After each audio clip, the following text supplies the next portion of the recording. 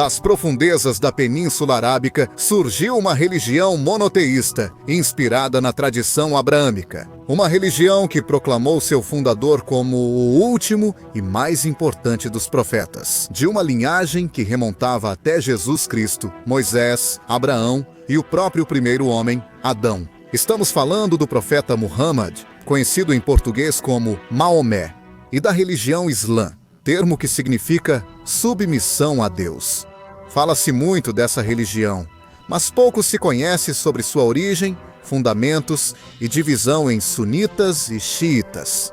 Hoje, vamos conhecer a vida do fundador do Islã, Maomé, segundo o relato religioso dos muçulmanos. Líder, nascido no que hoje é Meca, na Arábia Saudita. E também vamos conhecer, segundo o relato histórico, como foi que desde o início essa religião se dividiu em dois grandes ramos.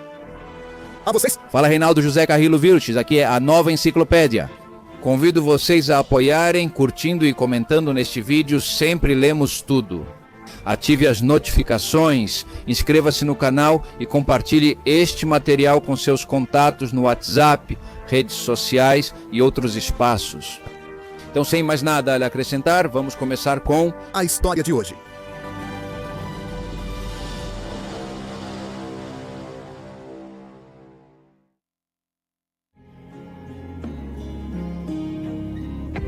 Maomé nasceu na Península Arábica, especificamente em Meca, no que atualmente é conhecido como Arábia Saudita, por volta do ano 570 depois de Cristo, e fazia parte da tribo chamada Coraixita, que era a mais importante da cidade naquela época. Naquele tempo, a região arábica era desunida, composta por pequenas cidades e vilarejos de tribos nômades e clãs. Cada uma tinha deuses, deusas, costumes e interesses próprios. Naquela época, antes do surgimento do Islã, viviam na região três grupos diferentes: os judeus, os cristãos e o grupo majoritário, conhecido como os árabes, pagãos, que adoravam e conviviam com múltiplos deuses, embora considerassem que um desses deuses era superior aos demais, o deus chamado Alá. O futuro profeta nasceu em uma família proeminente em Meca, mas sua infância foi marcada pela morte de seus familiares. Seu pai faleceu 6 meses antes de seu nascimento e sua mãe quando ele tinha 6 anos. Após a morte dos pais, Maomé ficou aos cuidados do avô, que faleceu 2 anos depois. Até que finalmente ficou sob os cuidados de seu tio, Abu Talib. Esse tio não lhe deu um cuidado amoroso, mas basicamente se preocupou para que Maomé não morresse de fome. Como ele era um membro menor da família, era culturalmente inaceitável fazer mais naquela época. Isso não significa que a criança foi totalmente rejeitada. Apesar de tudo, Abu Talib o instruiu no comércio. Levou o jovem em uma missão comercial em caravana para a Síria e, finalmente, ele se tornou um comerciante, trabalhando na troca de produtos entre o Oceano Índico e o Mar Mediterrâneo. O Islã proíbe ou limita seriamente as representações gráficas de Maomé. No entanto, existem algumas imagens raras feitas na antiguidade. Ibn Sa'ad, que foi um importante biógrafo, escriba e seguidor de Maomé enquanto ele estava vivo, o descreve da seguinte maneira: o apóstolo de Alá, que Alá o abençoe, não é muito baixo nem muito alto. Seu cabelo é uma mistura de liso e encaracolado. Ele tem cabelo preto e crânio grande. Sua tez tem um tom avermelhado. Os ossos dos seus ombros são largos e as palmas das mãos e os pés são carnudos. Ele tem cílios longos, sobrancelhas fechadas, testa lisa e brilhante e um espaço longo entre os ombros. Quando ele anda, anda inclinado, como se estivesse descendo de uma altura. Ninguém foi como ele antes ou depois. Segundo os relatos de quem o conheceu, Maomé era um homem de excelente caráter, bonito, analfabeto e talentoso em muitos aspectos da vida. Aos 20 anos como comerciante, ele já tinha fama de honesto e confiável. Outro biógrafo de Maomé, Ibn Ishaq, relata que os líderes locais confiavam tanto nele que o escolhiam como mediador em conflitos.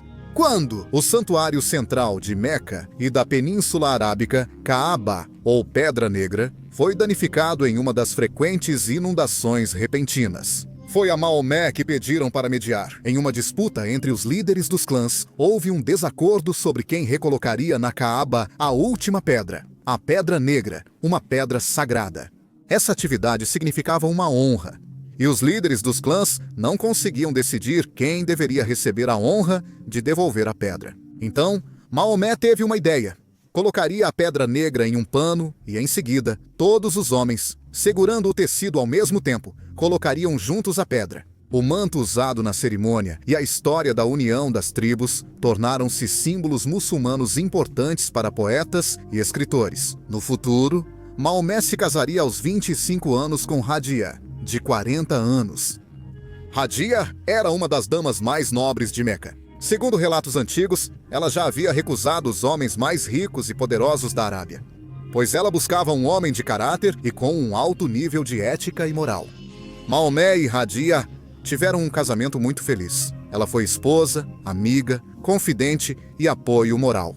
Eles tiveram 6 filhos. Após a morte dela, Maomé se casou com pelo menos mais 10 mulheres, incluindo uma de 9 anos. São textos do próprio Islã, segundo relatos.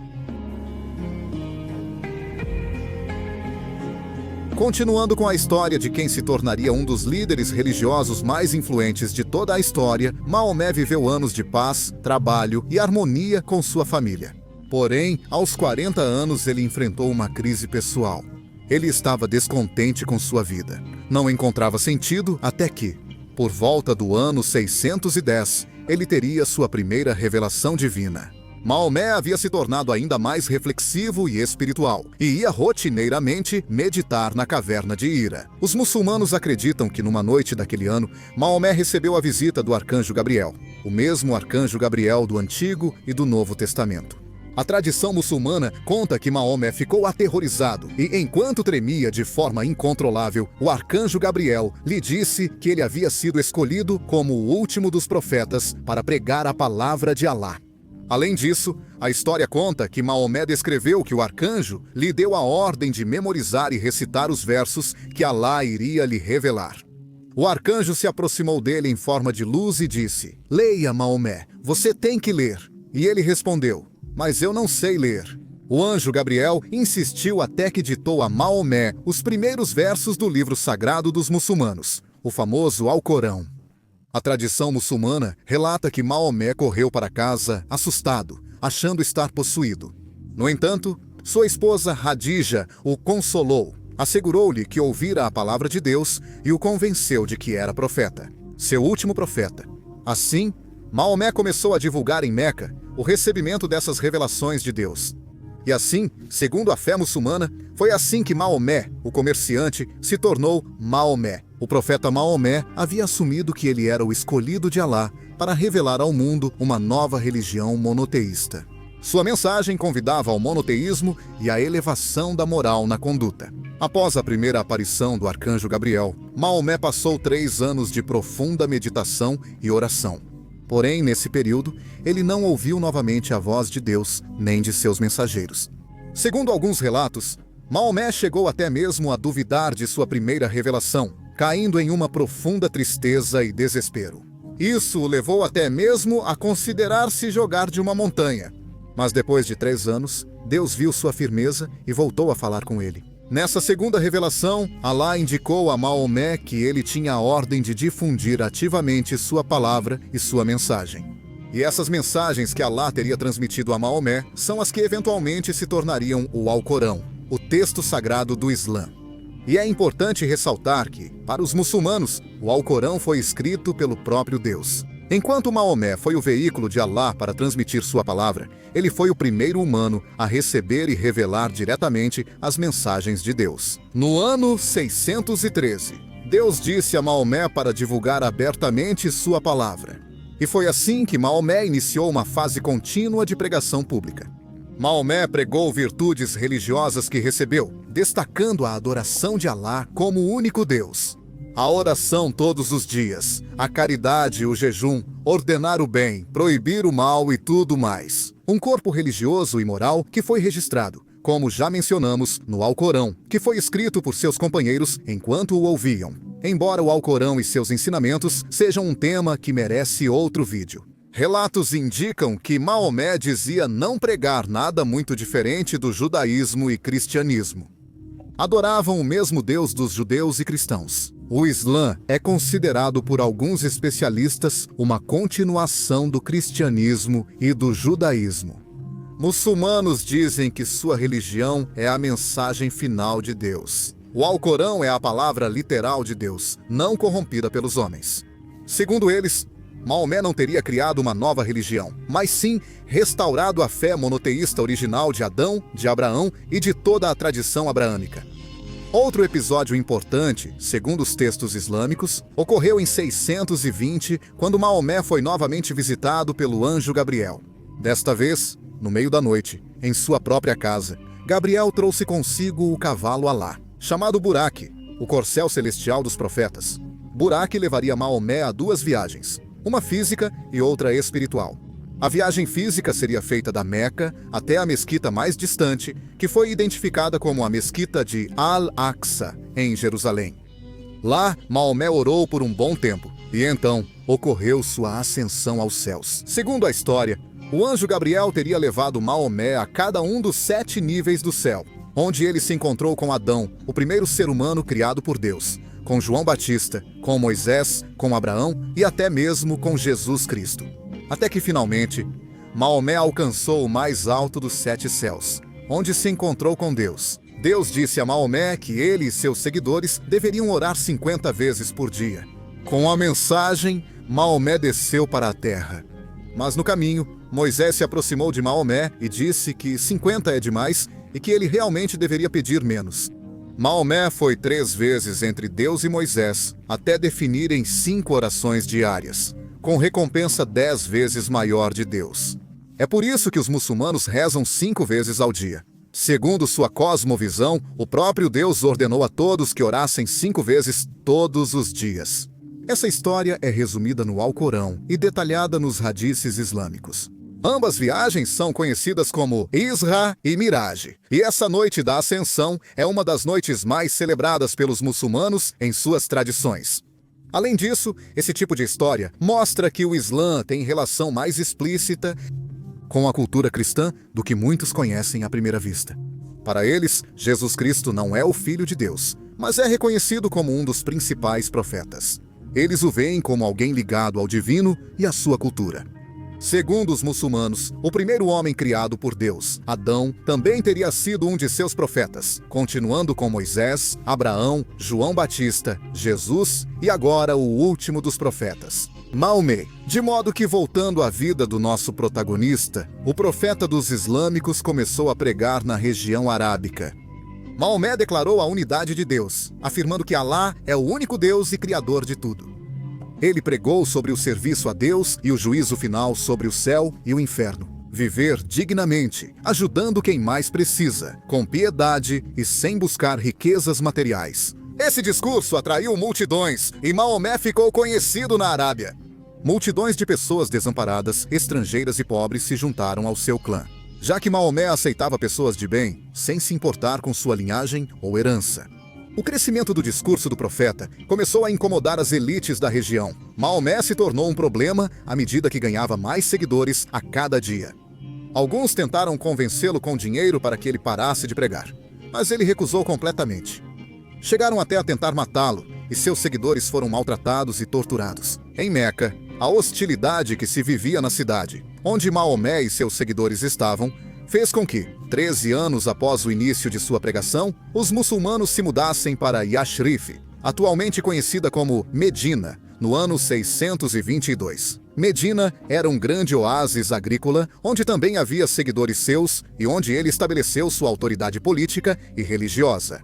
Rompendo seus vínculos com as lealdades tribais e familiares, Maomé demonstrava que esses laços eram insignificantes comparados ao seu compromisso com o Islã. Uma ideia inovadora na sociedade tribal árabe. Essa migração muçulmana para Medina foi chamada de Hégira, e esse momento marca o início do ano no calendário islâmico. Maomé, já em Medina, tinha uma comunidade dedicada ao Islã recém-fundado. Até mesmo líderes tribais e clãs proeminentes e ricos se converteram ao Islã, Em 624, Maomé recebeu uma nova revelação de Alá, que lhe disse que, ao orar, ele sempre deveria ficar com a testa voltada para Meca, em vez de Jerusalém. Aqui vemos por que os muçulmanos sempre ficam voltados para Meca ao rezar, segundo a cosmovisão muçulmana. Deus, o Criador, o ser mais elevado, pediu a eles que não apenas rezassem 5 vezes ao dia, mas que rezassem voltados para Meca. Agora, o profeta Maomé, estabelecido em Medina, logo teria que adotar uma nova postura diante dos grandes desafios que estavam por vir. Apesar de ter partido, os líderes de Meca não esqueciam Maomé, e as relações entre Meca e Medina estavam se deteriorando rapidamente. Todas as propriedades dos muçulmanos em Meca foram confiscadas, e a violência contra eles continuou aumentando. Assim começou a guerra, revelando um novo lado de Maomé, o de estrategista militar. Para vencer esse conflito, Maomé utilizou 3 estratégias militares principais. Primeiro, fez alianças com tribos ao redor de Medina que poderiam ameaçar os muçulmanos. Em segundo lugar, enviou pequenos grupos para obter informações e conquistar aliados em Meca e arredores também. E, em terceiro lugar, atacar as rotas comerciais de Meca. Após essas operações, os líderes de Meca decidiram realizar uma retaliação direta contra os muçulmanos, enviando um pequeno exército para invadir Medina. Em 15 de março de 624, em um lugar chamado Badr, ambos os lados se enfrentaram. Os exércitos de Meca marcharam a noite toda sob a chuva. Cansados e desmoralizados, eles enfrentaram os 300 muçulmanos que, além de estarem bem posicionados estrategicamente, lutavam por Deus e por seu profeta. Embora os seguidores de Maomé fossem numericamente 3 vezes inferiores aos seus inimigos, os muçulmanos venceram a batalha. Esse foi o primeiro de uma longa série de conquistas militares por parte do Islã. E é importante ter em mente que essa batalha mudou o curso da história do Islã. Talvez eles não soubessem disso naquele momento, mas foi essa batalha que transformou os muçulmanos de um grupo de exilados em uma força a ser considerada capaz de derrotar povos e conquistar pela força das armas. E Maomé passou de pária em Meca a líder militar importante. De Meca, no entanto, a maioria dos líderes foi assassinada, o que permitiu a um homem chamado Abu Sufyan se tornar o líder do local. Por padrão, Abu Sufyan precisava esmagar os muçulmanos para poder recuperar o prestígio perdido. Logo após a Batalha de Badr, enviou 3.000 homens para atacar Maomé. O profeta considerou lutar atrás dos muros de Medina, mas finalmente saiu com 700 homens para a batalha. A falta de disciplina levou à derrota dos muçulmanos, que recuaram para Medina com Maomé ferido, mas sem gravidade. Maomé teve outra revelação. Afirmou que a derrota foi castigo de Deus pela desobediência dos muçulmanos e também uma prova de perseverança. Abu Sufyan ouviu falsamente que Maomé morreu. Então, baixou as armas, achando desnecessário mais sangue. No entanto, uma vez em Meca, ele soube que Maomé ainda estava vivo. Então, decidiu reunir o maior número possível de tropas para esmagar os muçulmanos. De uma vez por todas, Abu Sufyan conseguiu reunir 10.000 soldados de tribos árabes e judaicas. Maomé e suas poucas tropas estavam numa encruzilhada. Eles estavam indecisos entre lutar ao ar livre ou em Medina, mas acabaram optando por cavar trincheiras ao norte da cidade. Homens aptos cavaram por 6 dias e todos acima de 14 anos integrariam o exército muçulmano. Maomé recrutou tropas de tribos vizinhas e formou um exército de 3.000 homens. Tudo estava pronto para a batalha. Finalmente, as tropas de Meca chegaram às trincheiras, o fosso feito pelos homens de Maomé e as defesas naturais de Medina. Eles inutilizaram a cavalaria confederada de Abu Sufyan, e isso colocou ambos os lados em um impasse. Enquanto aguardavam os ataques, os confederados convenceram os Banu Qurayza, uma tribo judaica que lutava ao lado de Sufyan, a atacar a cidade pelo lado sul. Porém, a diplomacia de Maomé desestabilizou a aliança entre as tribos que se formava contra ele. A boa organização do exército de Maomé, o baixo moral entre os confederados de Abu Sufyan e as más condições climáticas fizeram com que o cerco terminasse em um fiasco. Isso ficou conhecido como a Batalha das Trincheiras. O cerco à cidade foi principalmente uma batalha de intelectos, onde os muçulmanos, quase sem baixas, venceram os oponentes com diplomacia. Os esforços para vencer Maomé fracassaram. Como consequência, o Islã passou a ser ainda mais influente na região, e os muçulmanos decidiram sitiar os Banu Qurayza, provocando sua rendição. A derrota também fez com que Meca perdesse conexões comerciais na região e boa parte de seu prestígio. Um ano após a Batalha das Trincheiras, os muçulmanos chegaram a um acordo de paz de 10 anos com as tribos hostis de Meca, especificamente com os Quraishitas, que eram a tribo mais importante. No entanto, o tratado duraria muito pouco. A outras duas tribos da região, os Banu Bakr e os Banu Qussa, foi oferecida a possibilidade de se aliarem com quem quisessem dentro do acordo de paz. Alguns se aliaram com os Quraishitas, enquanto outros se aliaram com Maomé em Medina.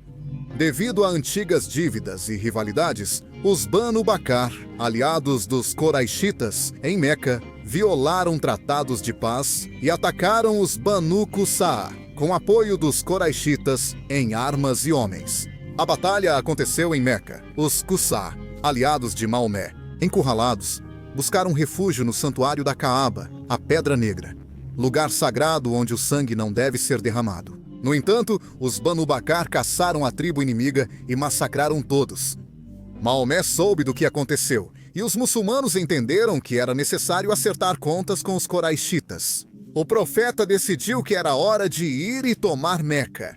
Assim, surgiria um novo marco para a religião islâmica. Maomé reuniu um exército de 10.000 homens, o maior exército muçulmano até então. Meca fica em um vale cercado por colinas, com 4 caminhos que levam à cidade. Maomé dividiu suas forças em 4 caminhos. A tática era atacar Meca simultaneamente por todos os lados, impedindo que os defensores concentrassem sua força em um só ponto. E se encontrassem uma forte resistência em um dos caminhos, ainda teriam mais 3 para lançar um ataque bem-sucedido. E foi exatamente isso que aconteceu. Um caminho enfrentou alguma resistência, enquanto os outros 3 foram pacíficos e sem derramamento de sangue. Abu Sufyan entregou a histórica cidade de Meca a Maomé e também decidiu se converter ao Islã, com Meca conquistada. Maomé visitou a Caaba com seus companheiros e quebrou todos os ídolos e deuses. Ele reuniu o povo de Meca na Caaba e declarou que só Alá é Deus. Porém, o novo poder trouxe também novos inimigos. Outras tribos se reuniram para atacar Maomé, mas foram derrotadas na Batalha de Hunain. Por outro lado, ao norte da Arábia, foram adotadas políticas anti-islâmicas, e Maomé reuniu um exército de 30.000 homens para lutar contra esses grupos. No entanto, Maomé não enfrentou resistência e recebeu submissão de vários chefes locais. A última cidade que resistiu aos muçulmanos na Arábia Ocidental foi Taif, e Maomé, ao atacar essa cidade, recusou-se terminantemente a aceitar sua rendição até que aceitassem se converter ao Islã. Esse período marcou a unificação da Arábia e o início da rápida expansão do Islã pelo mundo. Décadas após a morte de Maomé, seus seguidores muçulmanos, com grande coragem, conquistaram a Pérsia, a Palestina, o Egito, a Síria, a Armênia e grande parte do norte da África. Cercaram Constantinopla 2 vezes, mas nunca a conquistaram. A partir de 711, o Islã inicia a conquista da Península Ibérica e parte da Europa Ocidental. Já com 62 anos de idade, Maomé finalmente completou sua primeira verdadeira peregrinação islâmica, e com isso, estabeleceu um precedente para a chamada Grande Peregrinação, que os muçulmanos realizam todos os anos. A caminho de Meca, Maomé sabia que sua vida estava prestes a chegar ao fim, e fez um sermão de despedida no Monte Arafat, a leste de Meca.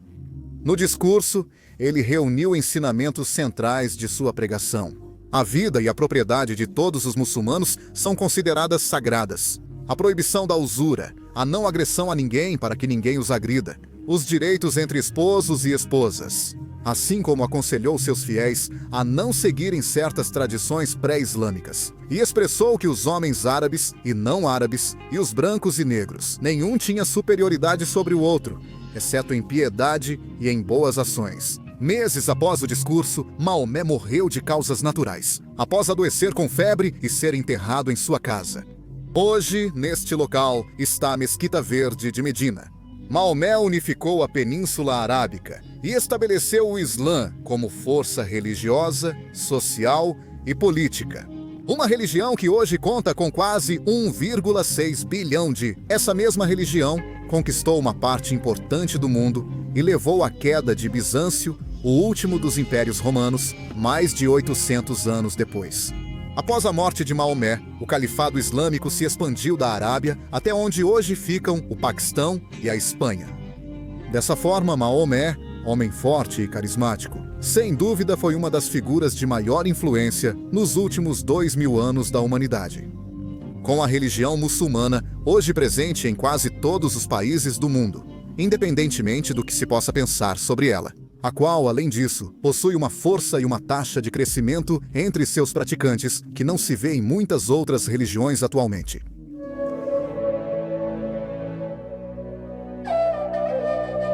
O Islã começa a se consolidar depois que o profeta Maomé conseguiu unificar as tribos da Península Arábica e conquistar grandes territórios sob uma nova pregação religiosa. Com isso, Maomé faleceu no ano 632, aos 63 anos de idade, na cidade de Medina, na atual Arábia Saudita. Sua morte deixou um grande vazio no islamismo e gerou dúvidas sobre quem seria o sucessor de Maomé e novo líder muçulmano. A divisão entre seus seguidores começaria a se manifestar já no dia seguinte à morte do profeta.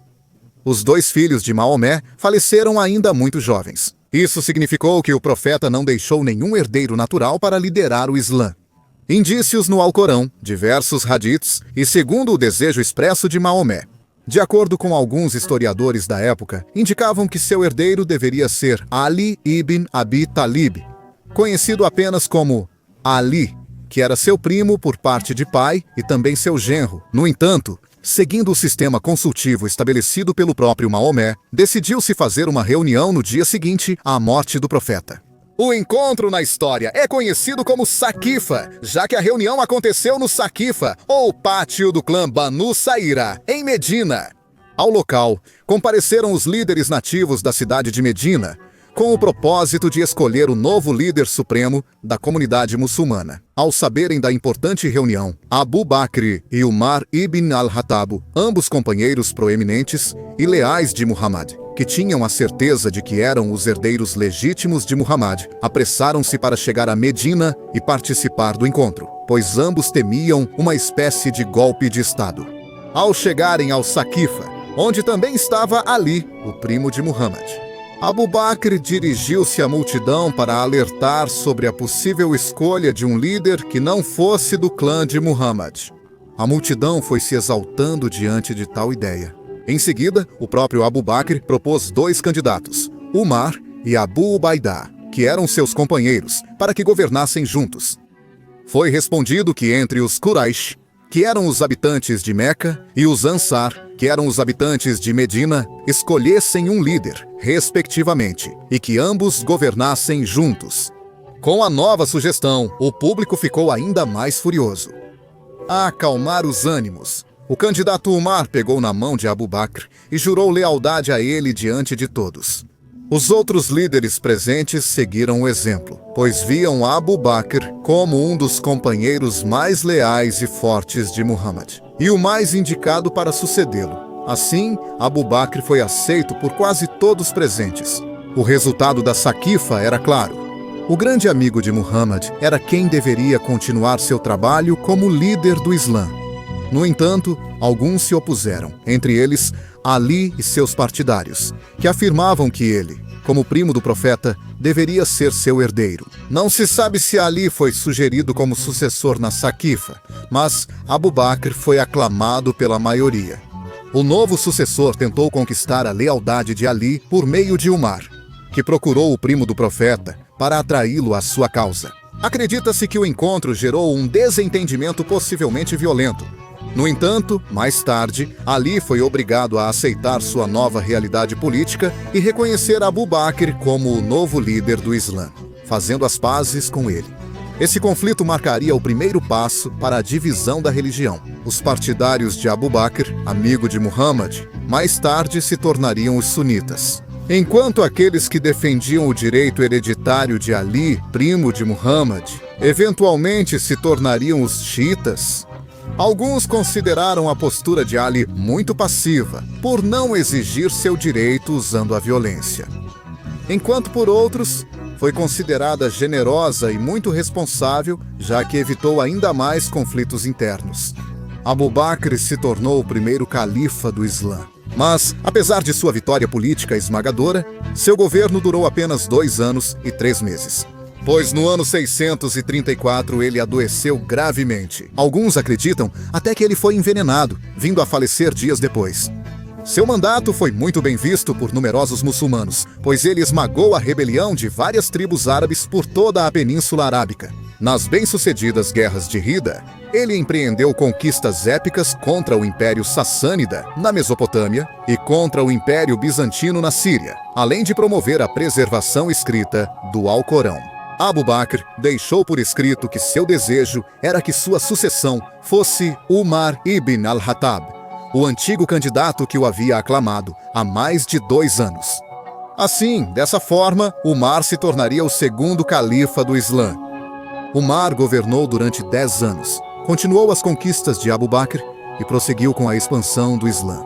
Sob seu governo, o que hoje é Síria, Iraque, Egito e parte do Irã ficaram todos sob controle muçulmano. Ele iniciou a conquista do Mediterrâneo e fundou o Império Islâmico, que seus sucessores expandiram até Al-Andalus, na Espanha.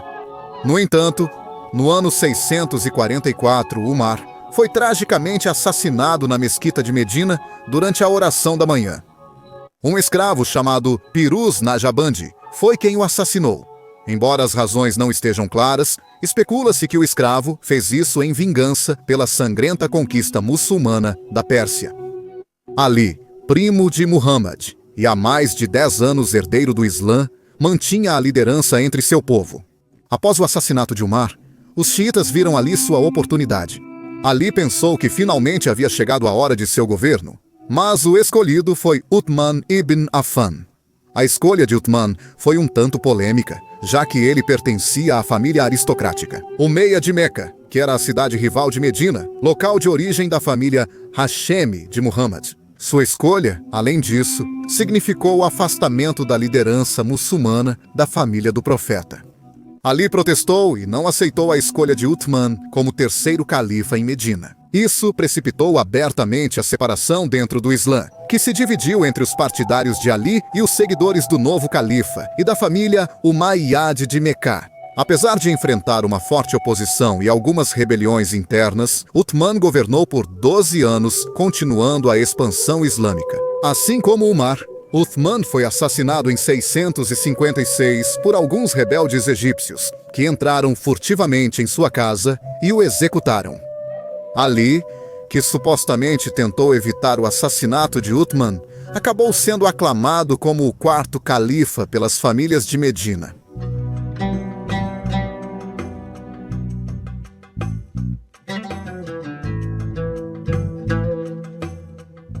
No entanto, o assassinato de Uthman e a chegada de Ali deram início a uma guerra civil dentro da comunidade muçulmana, conhecida como a Primeira Fitna. Esta primeira guerra civil dentro da comunidade muçulmana aprofundou ainda mais as diferenças entre xiitas e sunitas. Dessa forma, Ali começou seu tão esperado califado sob circunstâncias muito complicadas dentro da Primeira Fitna. Aisha, a viúva mais jovem de Maomé, se rebelou contra Ali, mas foi derrotada na Batalha de Al-Jamal, também conhecida como a Batalha do Camelo. Por sua vez, os omíadas de Meca, apesar dos protestos vindos de Medina, buscavam consolidar seu poder na Síria. Com o líder Muawiyah à frente, Muawiyah ibn Abi Sufyan era governador da Síria e um dos líderes mais proeminentes entre os omíadas. Ali enviou a viúva Aisha como prisioneira para Medina e executou seus partidários. No entanto, apesar desses objetivos, ele foi acusado de ser pouco prático, passivo e de estar muito apegado ao seu pacifismo. Por sua atuação, eles o criticaram por abandonar a busca pelos culpados do assassinato de Uthman e não aplicar a lei de talião, já que Uthman não era de sua família. Alguns até o acusaram de ser cúmplice do assassinato para conquistar o poder que desejava desde a morte do profeta. O confronto agora era com o Omíyada Muawiyah, família do último califa antes de Ali, que se tornou seu principal inimigo. Ali, que estava em Kufa, não teve outra opção a não ser começar uma batalha contra os omíadas. Esse confronto não favoreceu Ali, e a disputa culminou em uma arbitragem que o fez renunciar ao seu califado para aguardar uma nova eleição. Durante a arbitragem, após a rendição de Ali, Muawiyah, o Omíyada, que governava a Síria, saiu como vencedor e se tornou o novo califa do Islã. Assim chegaram ao fim os chamados califados ortodoxos, que foram os de Abu Bakr, Umar, Uthman e Ali, dando início aos chamados califados omíadas com Muawiyah. Mais uma vez, os xiitas partidários de Ali se sentiram derrotados, enganados e vilipendiados.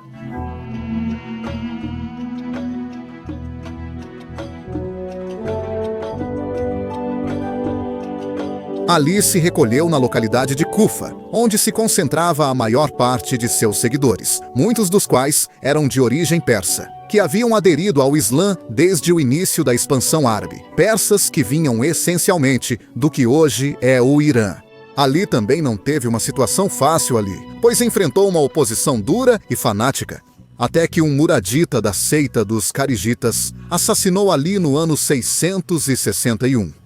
O primo do profeta Muhammad foi enterrado nos arredores de Kufa, no atual Iraque. Mas seus partidários e herdeiros continuariam desenvolvendo um ramo próprio do Islã, chamado xiismo, diferente da tradição sunita, que continuaria se formando sob o califado de Muawiyah. A morte de Ali encerrou o período do califado com sede em Medina, que abrangeu as 4 primeiras décadas da história do Islã.